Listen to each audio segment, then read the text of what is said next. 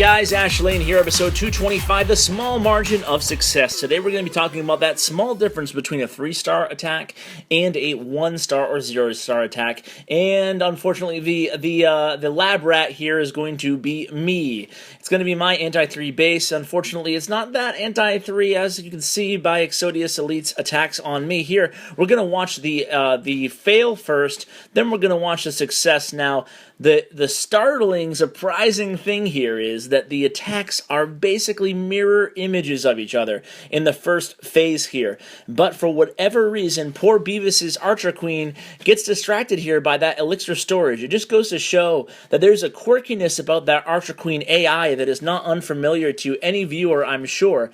And for whatever reason, sometimes she just goes a little bit off track, and here she does just that. Now, he uses the Barbarian King Iron Fist ability, gets into the center, almost kills the queen with it. Now it's just it's queen versus queen at this point here.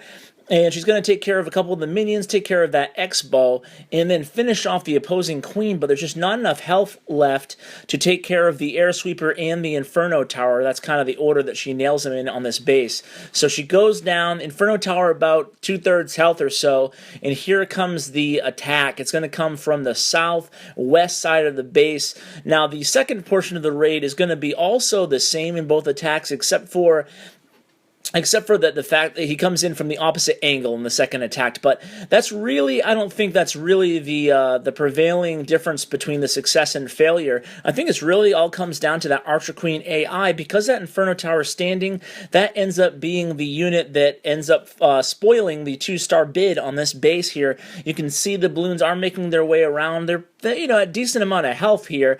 The Lava Hounds, one still up and alive on that last air defense, doing a good job at distracting that. Then the pups are alive, and things would go really well from here on out. In fact, it would be a successful attack if that Inferno Tower was down. Unfortunately, it's not, so Beavis goes ahead and ends the raid right there. It was a very nice attack. One thing I should note about that attack was how cool he kept, how he remained his cool throughout the second phase of the attack, the GoLaLoon portion.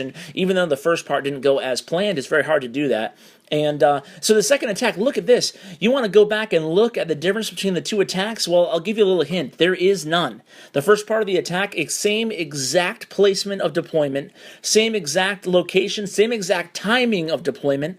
The wall breakers went in at the same exact time. There's no difference, except for the Archer Queen just happens to go in the right area. The cannon was left standing, but for a split second longer, and that split second was enough to get that Archer Queen onto the cannon instead of towards that elixir storage unit.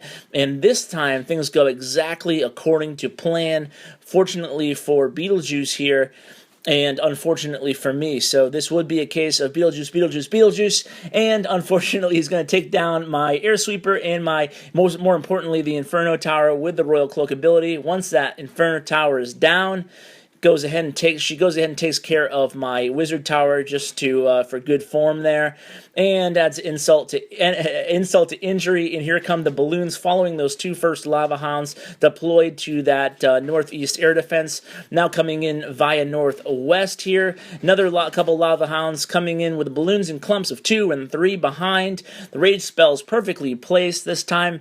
He has the one free spell ready for that last standing Inferno Tower. He was able to attack northeast in this attack rather than south, because he got that Inferno Tower down, so he's able to sit for a much longer time on that free spell. You can see used at the exact proper time, right before the balloons were going to get in range of that last Inferno Tower. And once that is down, my hopes of fending off the 3-star are totally blown, and his hopes of completing the 3-star are successful, unfortunately. Looks like I'm going to have to change this anti-3 base. Very nice attacks. It took them 3 attacks to get the 3-star on me, but it doesn't really matter. Once they get the 3-star on you, it is a huge success, no matter how long the attacks it takes. So very nice attack, Beetlejuice, and to Beavis as well. And I hope you guys can now see just the element that luck plays, the factor that luck plays in a 3-star bid. So guys, thanks for tuning in. Please share with your clanmates and check out the big 50-50 second event coming up tonight. Take care, guys.